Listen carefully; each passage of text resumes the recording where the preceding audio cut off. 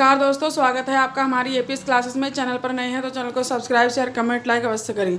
चलिए दोस्तों आगे बढ़ते हैं, बात करते हैं अपनी प्रश्न उत्तरों की। सबसे पहला प्रश्न है हमारा, जेटो प्रथा प्रचलित थी शक, खस, कोल या किरात जाति में। ठीक है, तो जो जेटो प्रथा थी वो कौन सी जाति में प्रचलित थी? खस जाति में प्रचलित थी, तो आंसर बी। अगला प्रश्न है, सवर जाति या आदम जाति है? कोल जाति, खस जाति, किरात जाति या शक जाति? तो इसका सही आंसर होगा ए, कोल जाति।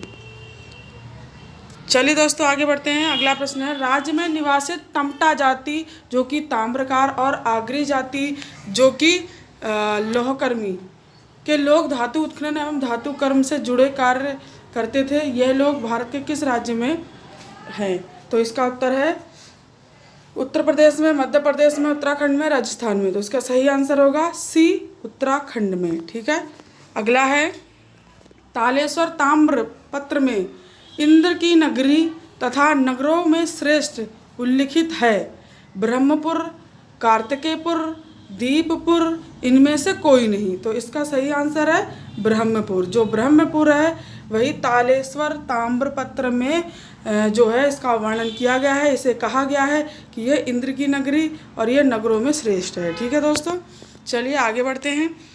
अब है, कुलिंद काल में मुद्राओं के अनुसार सबसे प्रतापी राजा कौन था? अमोघभूति, वृषवर्मन, द्वितीयवर्मन, द्विजवर्मन। तो कुलिंद काल में मुद्राओं के आधार पर सबसे प्रतापी राजा जो था, ऑप्शन ए, अमोघभूति।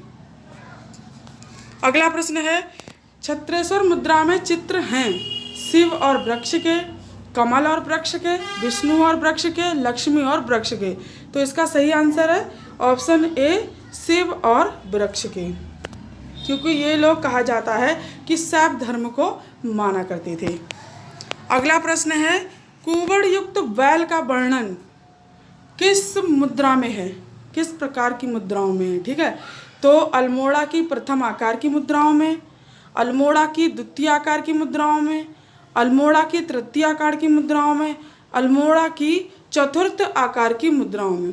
तो इसका सही आंसर है अल्मोड़ा की चतुर्थ आकार की मुद्राओं में। ठीक है, अगला प्रश्न है, कुलिंदों की आर्थिक स्थिति सुदृढ़ थी, इसकी जानकारी कहाँ से मिलती है? चांदी के सिक्कों से, लोहे के सिक्कों से, तांबे के सिक्कों से, सोने के सिक्कों से।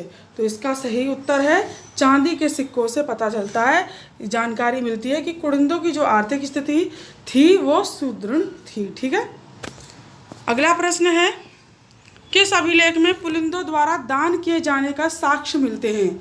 भरहूत जो कि एमपी मतलब मध्य प्रदेश में है, मथुरा जो कि यूपी में है, या सुंग रोपड़, या फिर सुमाड़ी अठूर, या फिर आपका बुढ़िया करनाल। तो इसका सही उत्तर है भरहूत और मथुरा।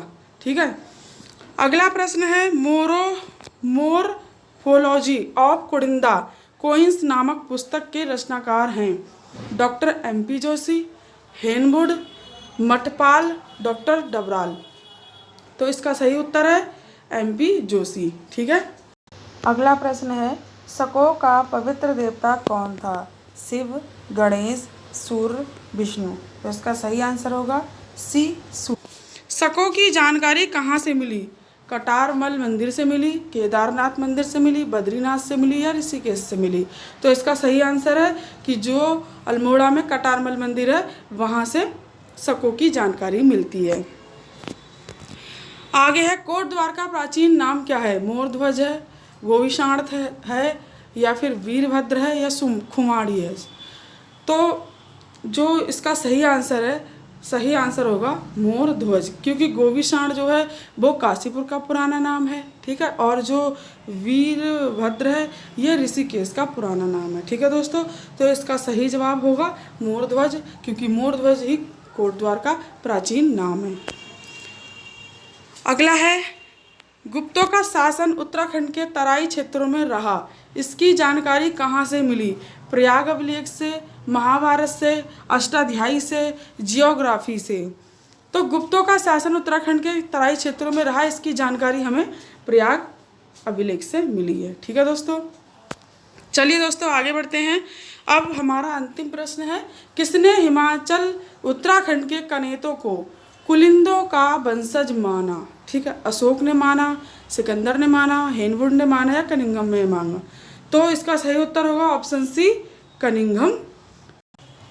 तो दोस्तों कल मिलेंगे अगले टॉपिक के साथ, अगले प्रश्न श्रृंखलाओं के साथ। तब तक के लिए नमस्कार। और अगर वीडियो अच्छी लगी हो तो वीडियो को लाइक, शेयर, कमेंट और चैनल को सब्सक्राइब अवश्य करें, जिससे कि आपको ऐसी प्रश्न श्रृंखलाएँ रोज़ मिलती रहें।